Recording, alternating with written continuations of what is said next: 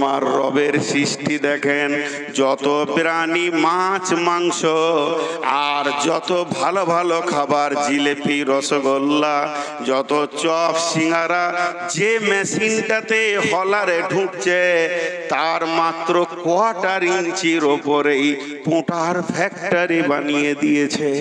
প্রচন্ড সর্দি চলছে,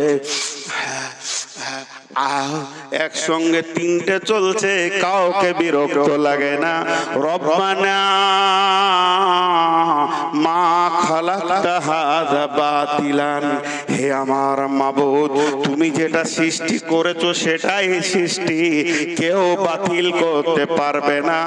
একজন বিজ্ঞানী বলবে না যে আল্লাহ নাকটা তুমি ফালতু মুখের উপরে দিয়ে দিয়েছো, এখানে তো ভালো খাবার ঢুকছে, আবার ওদিকে ঘাড়া ঘাড়া ঘাড়া ঘাড়া ঘাড়া ঘাড়া করছে, এটা তো তুমি ভালো করনি, তাহলে নাকটা তুমি পেছন দিকে দাও। কেউ বলবে আল্লাহর সৃষ্টির কোনো ভুল আছে? আপনারা মুখ খুলেন না, আর এইখানটাতে এসে আর ঠিক দাঁড়াইতে ছাত্রগুলো খুব বেয়াদব আছে। এই তোকে রেকর্ড করতে পারি, দেখ বস। আমি আবার জালসা করি, ভলেন্টিয়ারিও করি, তাহলে আল্লাহর সৃষ্টির কোনো ভুল নাই। এখানে নাকটা দিয়েছেন কেন একটু বলেনি, এটা প্রসঙ্গ নাই। কেন দিয়েছেন শুনেলেন? যুক্তি আছে।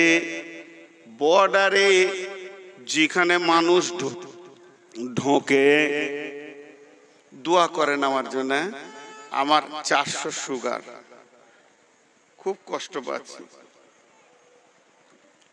জিভটা শুকিয়ে যাচ্ছে। যেদিকে বর্ডারে মানুষ ঢোকে, বাংলাদেশের লোক ইন্ডিয়ায় ঢুকে, ওখানে পুলিশ আছে না, চেক আপ করে সব বডিতে 2 নম্বরই মাল আছে কিনা।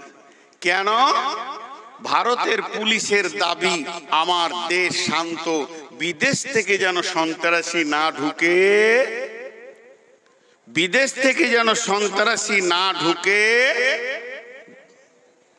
বুঝতে পারছেন না মনে হয় আমার কথা। বিদেশ থেকে যেন সন্ত্রাসী না ঢুকে, যদি ঢুকে যায় তা দেশটা কি হবে? অচল হয়ে যাবে, ঝামেলা সৃষ্টি হবে। তাহলে কাস্টম বসিয়ে রেখেছে মেন গেটে। কাস্টম তুমি একটা একটা করে চেক আপ করো, সন্দেহ হলে গায়ে হাত দাও, তার থেকেও সন্দেহ হলে কাপড় খুলে তুমি দেখো, এত পাওয়ার আছে। মেয়েদেরকে ঘরে ভরে গায়ে হাত দিয়ে মেয়ে পুলিশেও কাপড় খুলে দেখছে, উপায় নাই। কেন? দেশকে শান্তি রাখতে হবে। আমার রব বলছে গোটা বডিটা তোমার শান্তির দেশ, কি সুন্দর সুস্থ জীবন তুমি বাস করছো। সিহাতিকা কাবলা সুকুমিকা, তোমার সুস্থ জীবনটা হলো বড় নিয়ামত। এটা যেন কোনো ক্ষতি না হয়ে যায়, এর জন্য আমি কাস্টমকে রেখেছি। যে গেটে মাল ঢুকবে ওইখানেই এমন কাস্টম রেখেছি। আপনি যাবেন চায়ের দোকানে, দেখি ভাই শফিকুল একটা কেক দাও, কেকটাকে এমনি ভাঙলেন, যেই মুখে ভরতে যাবেন, এটা এমন সিস্টেম আছে, হাঁ করলি শ্বাস ওপর দিকে উঠবে। হাতে একটা গন্ধ লাগলো, সঙ্গে সঙ্গে সরিয়ে দিলেন, এ মালটা পচে গেছে, খাওয়া যাবে না। কাস্টম বলছে খবরদার ভিতরে বলবি না। মা বলছে বেটা দেখ, কালকের মুরগা মাংস খানিকটা বেড়ে গেছে, খাবি তা খেয়ে নে। হাঁড়িটাকে নিয়ে এলেন, কাস্টম বলছে খবরদার মাল ভিতরে ভুলবি না, রাত্রিবেলায় নষ্ট হয়ে গেছে। তার মানে যেখানেই মেন গেট ঢোকার ওখানেই আল্লাহ কাস্টম বসিয়ে দিয়েছে, যাতে করে খারাপ জিনিস আমার গোলামের পেটে না ঢুকে যায়। একবার সুবহানাল্লাহ বলতে ইচ্ছা হলো না? তাহলে আল্লাহর সৃষ্টির কোনো ত্রুটি আছে? নাই। তাহলে আমাকে সৃষ্টি করেছে কেন? একবার আমি ভাববো না আমি কে, আমি কেন? এটা কি একবার ভাববো না? এত সূক্ষ্ম আল্লাহর, যদি এখানে থাকতো নাকটা, তাহলে কেকটাকে একবার সঙ্গে আনতো। প্রত্যেকটি খাবার এমন করে দেখ রে কি অবস্থা আছে। তুমি যত তাড়াতাড়ি খাবে ও তত তাড়াতাড়ি চেক আপ চালিয়ে যাবে। কি সিস্টেম করেছেন আল্লাহ। আল্লাহর যা কিছু সৃষ্টি আছে, সাপ কেন সৃষ্টি হয়েছে, মশা কেন সৃষ্টি হয়েছে, মাছি কেন সৃষ্টি হয়েছে, এগুলো আবার আলাদা বিষয় আছে। এগুলো যদি যুক্তি দিয়ে বলি তা প্রত্যেকটা দেখবেন আপনার আমার কাজে লাগছে, প্রত্যেকটা আপনার আমার কাজে লাগছে। ঝামেলা শেষ। এখন আমাদের সৃষ্টিটা নিয়ে কথা বলি। আল্লাহ তাবারাক ওয়া তাআলা বলছে, তুই একবার জিজ্ঞেস করবি না নিজেকে, তোর পরিচয় কি? তোর কি দিল চাইছে না যে আমি কে, আমি কেন, আমি কে? আমার দিকে তাকান। আচ্ছা, আপনাদের বিরক্ত লাগছে নাকি? আমি কে? আমার নাম মোবাইল। আমি কেন? আমি কানেক্ট করব, খবর দিব, লেনদেন করব, ছবি করব, তোমাকে জালসা শোনাবো। এবারে ওটা কাজ। এখন ওই কলম, এবার ওই মোবাইলটা ঠিক আছে, কিন্তু কথাবার্তা হয় না। দুবার চারবার দেখবে সাউন্ড আসে না, মেকানের কাছে নিয়ে গেল। উকে এটা ঠিক আছে, উই কেন? ওই জায়গাতে গোলমাল লেগেছে। আমি মোবাইল, তুমি বুকে করে আমাকে নিয়ে বেড়াও, আমাকে আদর করো, ধুলো ঝেড়ে ঝেড়ে রাখো, কাপড়ে মুছে নাও, আবার রাখো, কারণ আমি হলাম মোবাইল। ওর সম্মানটা কেন, আমি কেন? তখন ওর নাম হচ্ছে কানেক্টার। আমার এখান থেকে আমার ভাইয়ের কানেকশন করে দেবে সৌদি, এখান থেকে আমেরিকায় কথা বলিয়ে দেবে। যখন ও আমি কেটা ঠিক আছে মোবাইল, আমি কেন এই জায়গাটা ঠিক নাই, কানেক্ট দিচ্ছে না। মেকানি দেখালাম একবার, দুবার, তিনবার, চারবার, মেকার বলল আর হবে না। তখন ও আর বুকে থাকবে না, তখন ও আর টেবিলে থাকবে না, তখন থাকবে ও ডাস্টবিনে চলে যাবে। যেখানে নোংরা ফেলে ওই জায়গায় চলে যাবে। আমি কে? আমার নাম কলম। কলম, তোমার কাজ কি? তুমি কেন? না, আমি তোমাকে লিখা দিব, আমি লিখার সুন্দর একটা তোমার জন্যে কাজে লাগবো। কলমটা বুকে রাখবো, যখন ও লেখা দিবে না তখন ওকে ভেঙে ডাস্টবিনে ফেলে দিব। ঠিক ওই রকম প্রত্যেকটা কাজ। আমি কে? আমি মাইক। তুমি কি করবে? হালকা কথাকে মানুষের কানে কানে প্রচার করে দেব।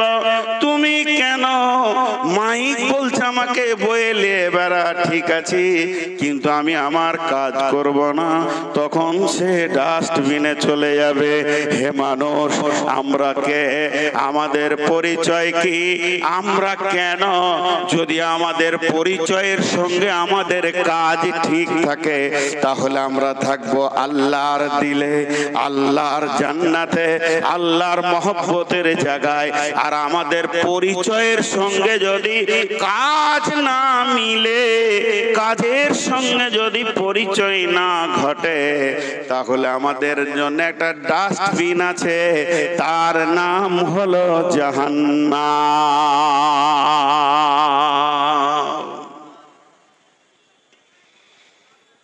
এখন নিজে নিজে বার করি। জি, ফাও বুঝেন? জি ভাই, আপনাদের দিনাজপুর জেলায় ফাও বলে কথা আছে, বুঝেন? আমাদের জেলাতে ফাও বলে একটা কথা আছে।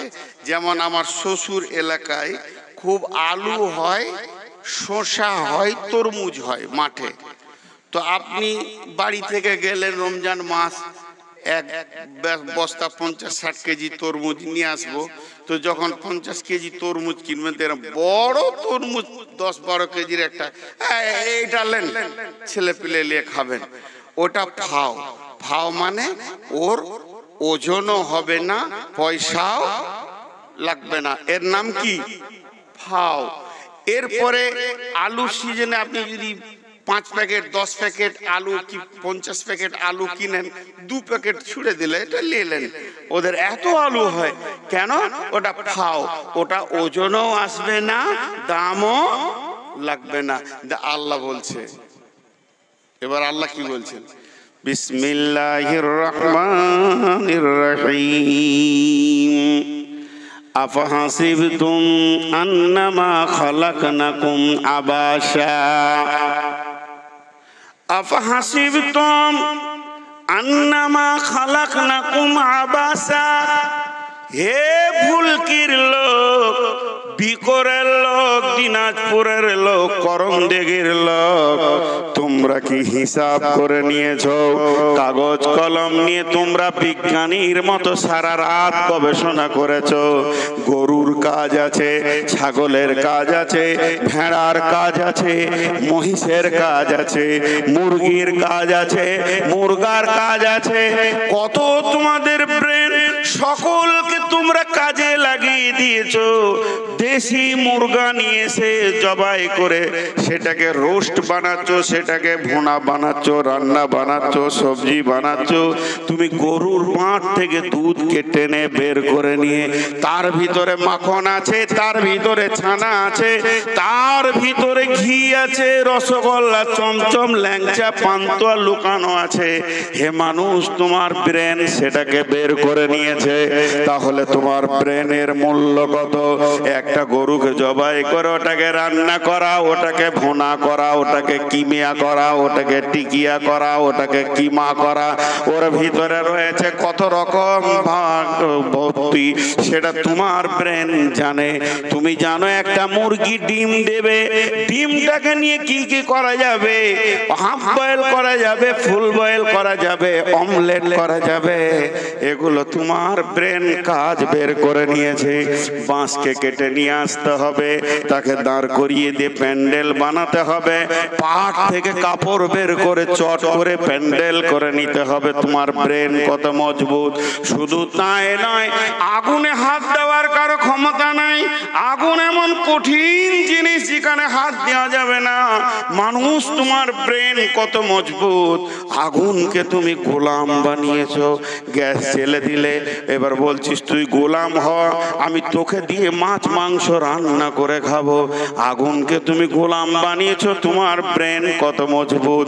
শুধু তাই নয়, হাওয়া দেখা যায় না, সেই হাওয়াকে শূন্য থেকে টেনে নিয়ে চেম্বারে ভরে, ভোলপিন দিয়ে ডাম্পারের চাকাতে ভরে দিয়ে 64 টন পাথরকে নিয়ে তুমি একদম পাকুড় থেকে দিনাজপুর পৌঁছিয়ে দাও। মানুষ, তোমার ব্রেন কত! তুমি সেই পাম্পকে ভরেছো আপনার কিনা কোচের চাকে, সেই বাসের চাকে ভরে দিয়ে আরামের সঙ্গে তুমি দেশ বিদেশ সফর করছো। মানুষ, তোমার ব্রেন কত! অ্যালুমিনিয়ামের ওপরে মেহনত করে তার উপরে তুমি চেপে হাওয়ার বেগে উড়ে গিয়ে জেদ্দা তুমি পৌঁছে যাও।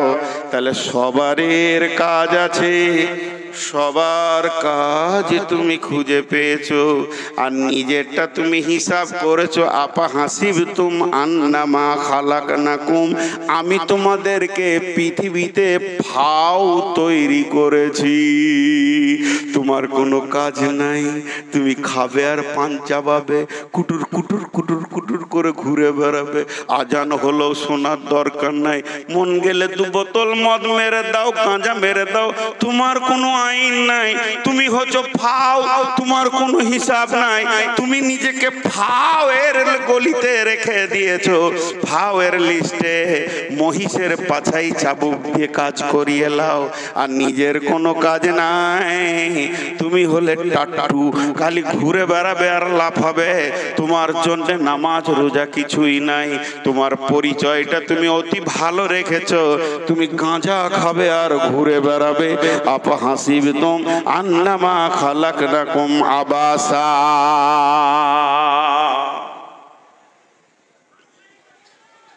মানুষ 3টে কাজে ব্যস্ত এখন। খাও, খাও, সকালে উঠি। রাগ করিয়েন না কেউ, অনেকে আমাকে ভালোবাসেন তো। ভুল কি মরে গেল বলে চা খান। কাপ রাখতে রাখতে আরেকজন এসে বলে চা খান। ওর কাপটা রাখা হয়নি, তার একজন চা খান। পেটটা একদম জলাশয় দিঘি হয়ে যাচ্ছে।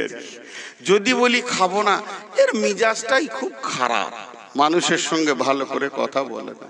ওদিকে আমার বউ মরার টেনশন চলছে, ই তখন হে হে করে আমার সঙ্গে হেসে কথা বলছে।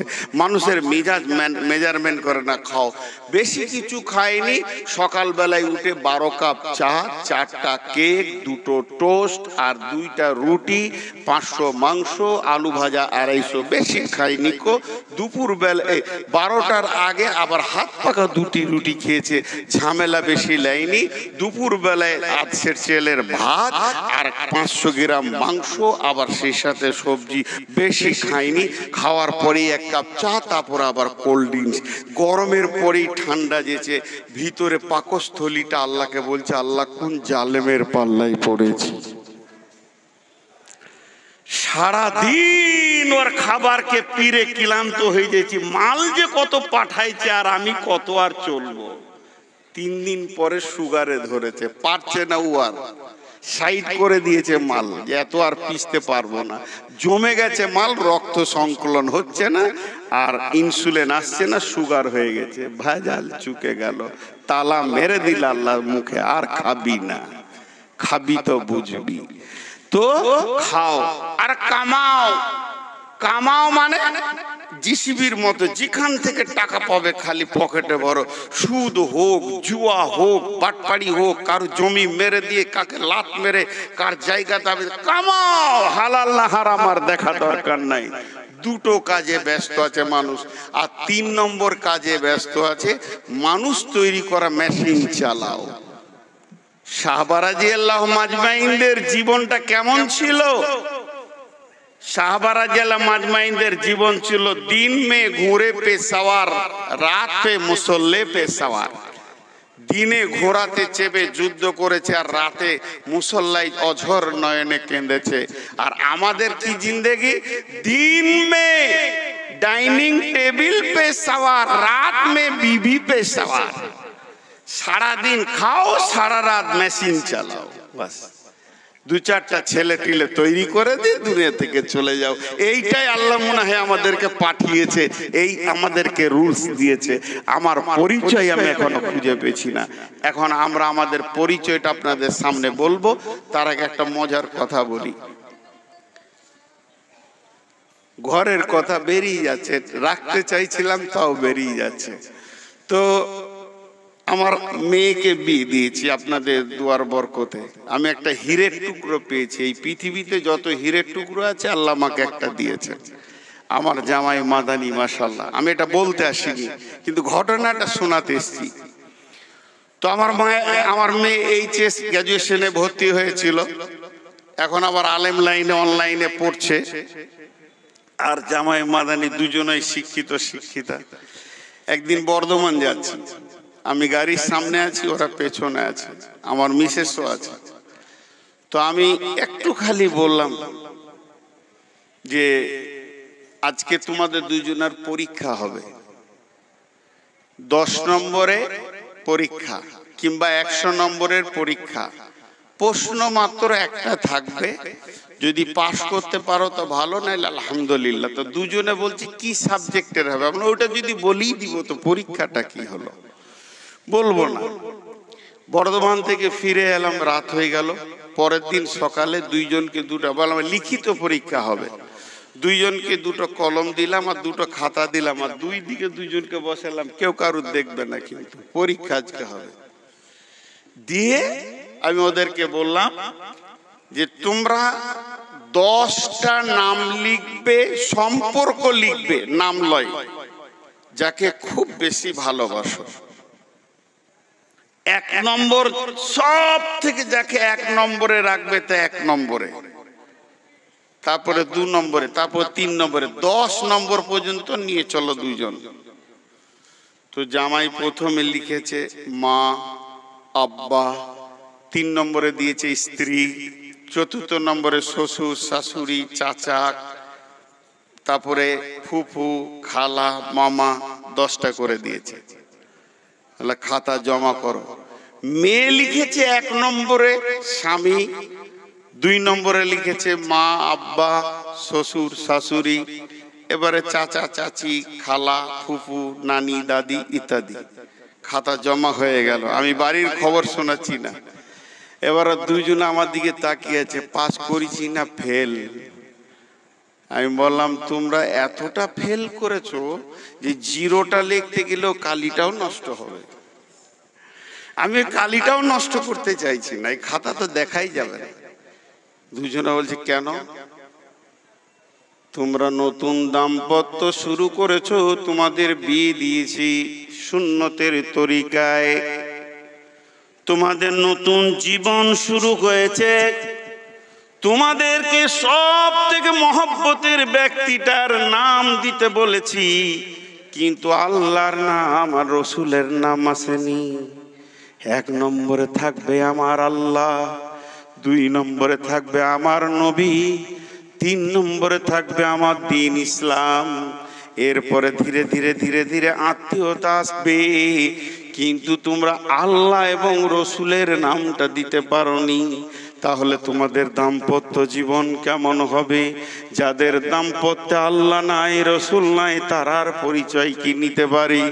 বন্ধুরে, আমাদের পরিচয় নাম্বার 1, নাম্বার 2, নাম্বার 3, আমাদের 3খানা পরিচয় কান করে শুনলেন। 3টে পরিচয়ের যদি বহির্বিভাগে আপনি আমি থাকি, তাহলে আর কি সলফে সলেহিন, আর কি সাহাবীদের কতটা মানলাম আর না মানলাম, অঙ্ক করে তাল পাওয়া যাবে না। আমাদের প্রথম পরিচয়, আমরা হলাম আল্লাহর গোলাম। আমাদের 1 নম্বর পরিচয়, আমরা হলাম আল্লাহর গোলাম।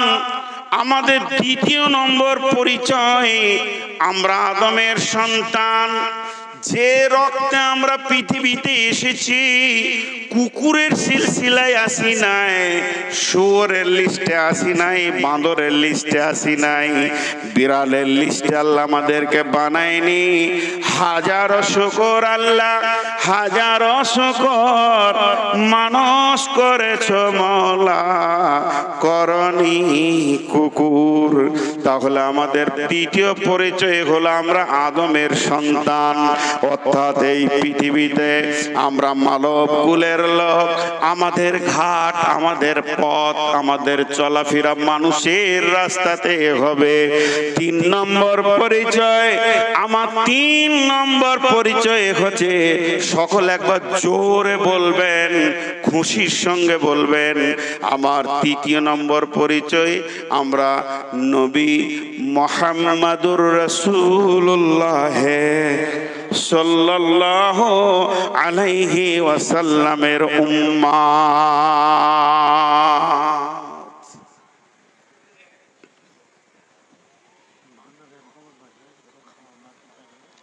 তা আমি বাকি আছি, তাহলে আমি আগে যাই। বসো। লোকটাকে বসানো কঠিন, আবার বলছে ওই দিক থেকে খবরে সিপিএম কংগ্রেসে টানাটানি করছে। ওরা যদি খেতে যাবে তার বলবো কাকে আমি? সুবহানাল্লাহ। একজনা খেতে যাবে না, ওরা বসে থাকুক হাঁড়ি থালা নিয়ে, যখন শেষ হবে তখন যাবে। যাবেন তো?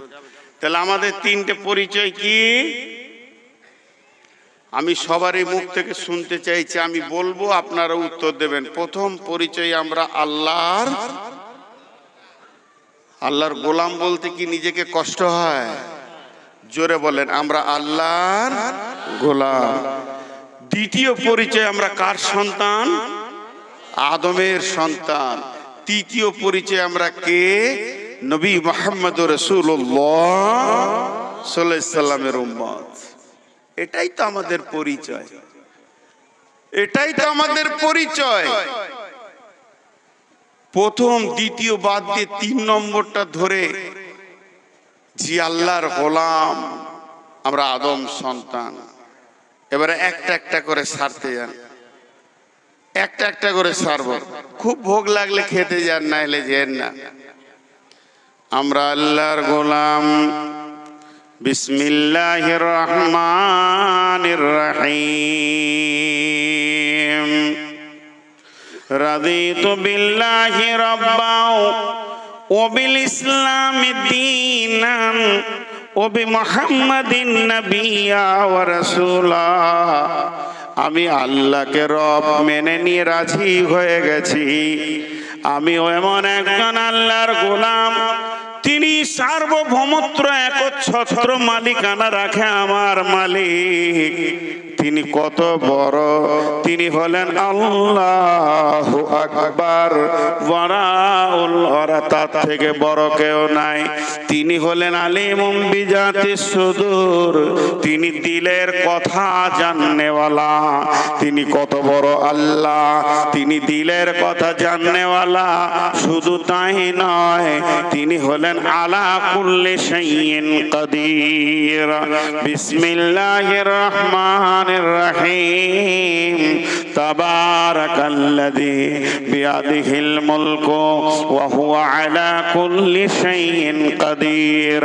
আল্লাহ তাবারাক ওয়া তাআলা তিনি এমন একজন, সমস্ত জিনিসের উপরে তিনি ক্ষমতাবান। তার মানে আমার হাতটা ভেঙে গেছে, আমি মাবুদকে বলবো, মাবুদ আমার হাতটাকে তুমি ঠিক করে দাও। তিনি করনেওয়ালা, তিনি পারবেন।